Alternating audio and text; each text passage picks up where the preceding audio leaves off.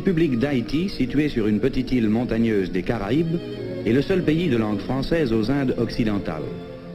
Port-au-Prince, la ville principale, est aussi le siège du gouvernement.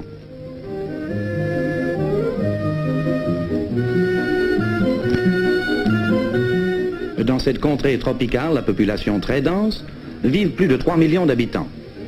Ce pays, sous bien des aspects, a été moins influencé par le monde extérieur que ses voisins des Caraïbes. Pendant de longs siècles, l'art folklorique haïtien s'est surtout manifesté dans la danse et la musique. La peinture et la sculpture ne furent que très récemment reconnues et appréciées à leur juste valeur. Ce n'est qu'à la fondation du Centre d'art de Port-au-Prince, en 1944, que les artistes purent disposer d'un local leur permettant de se faire connaître et de recevoir des encouragements. Le Centre d'art occupe une place prépondérante dans la vie culturelle du pays, en fournissant un foyer à ceux qui trouvent leur mode d'expression dans la peinture et la sculpture.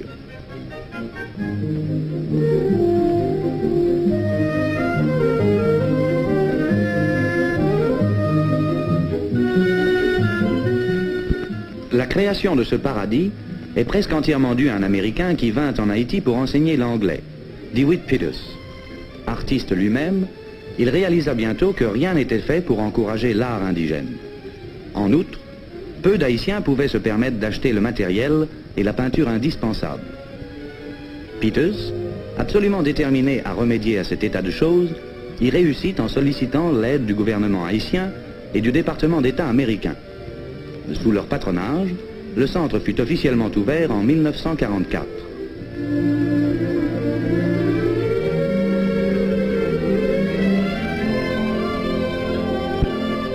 Tous ceux qui désirent peindre ou sculpter y sont les bienvenus.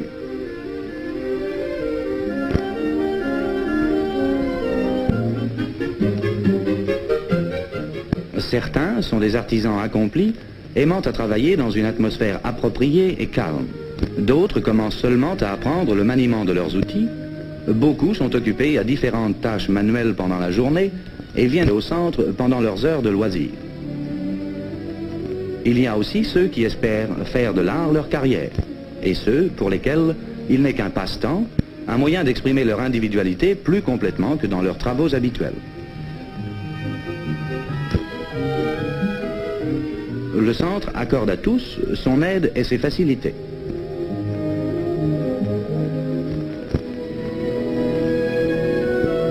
Il dispose de plusieurs instructeurs. L'un d'eux, Maurice Borneau, un enfant du pays, étudie à Paris et aux États-Unis. Il est revenu ici pour enseigner ce qu'il a appris à ses camarades artistes.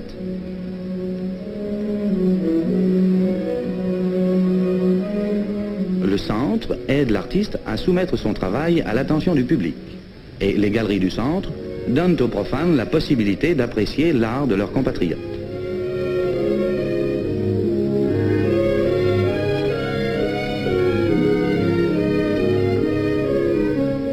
Le primitivisme semble être le trait dominant de l'art haïtien actuel. Les thèmes bibliques apparaissent sans cesse dans les œuvres contemporaines. Sous la direction de M. Peters, le centre a beaucoup fait pour élargir l'intérêt et les vues des artistes locaux.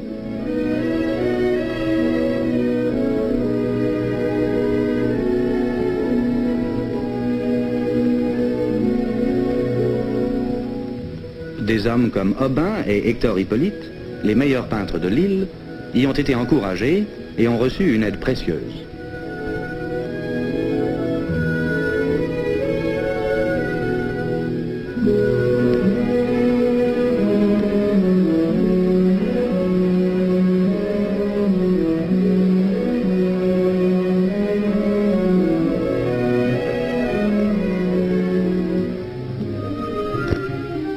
Quoiqu'une grande partie du travail de Peters se fasse au centre, sa tâche la plus importante est de rendre visite à tous ceux de l'île qui veulent peindre. Une grande partie de son temps se passe en déplacement. Au cours des dernières années, des centres annexes ont été établis à travers le pays et Peters est toujours à la recherche de talents nouveaux.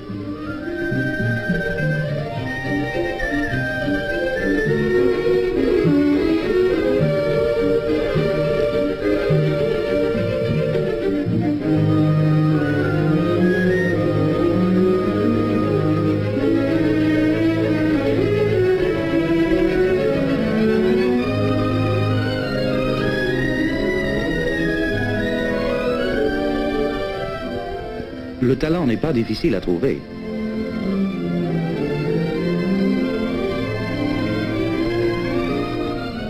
Mais fournir à des peintres comme Ferdinand Pierre le matériel nécessaire est un bien plus grand problème.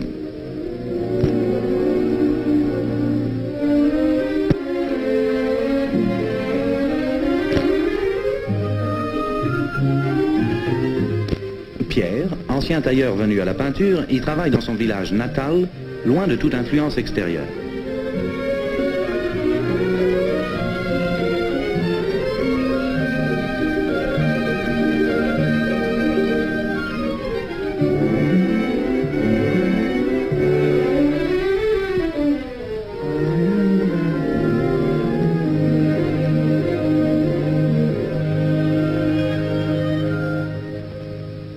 De la vie de Peters, des artistes comme Toussaint Auguste perdraient de leur simplicité et de leur spontanéité s'ils étudiaient au centre.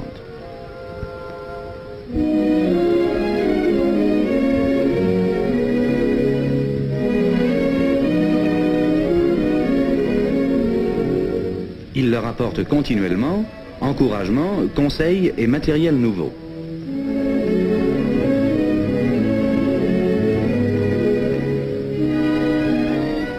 Les peintres haïtiens puisent leur inspiration dans la campagne environnante. Castura Basile, un talent déjà établi, préfère les simples choses qui l'entourent à la vie factice de la ville.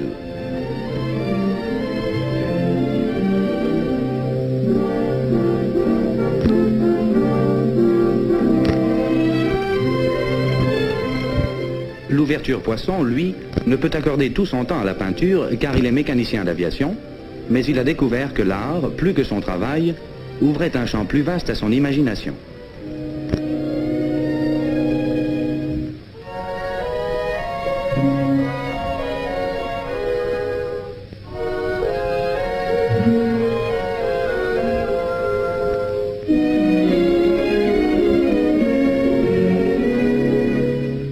Certains ont atteint le point où ils sont prêts à présenter leurs œuvres au public.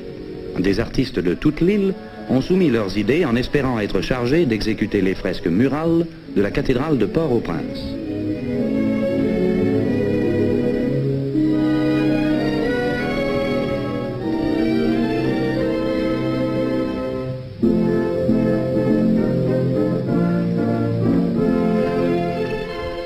Les organisateurs du centre fournissent de très longues journées de travail.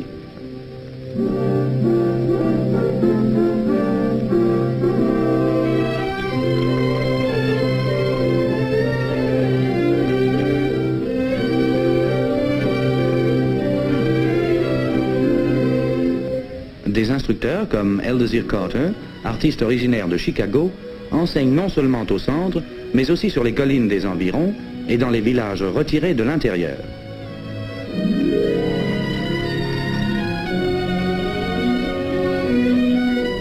Les promoteurs et les professeurs du centre sont persuadés que l'art constitue un rapprochement certain entre les peuples, puisque les belles choses sont universellement appréciées et que le langage de l'art est international.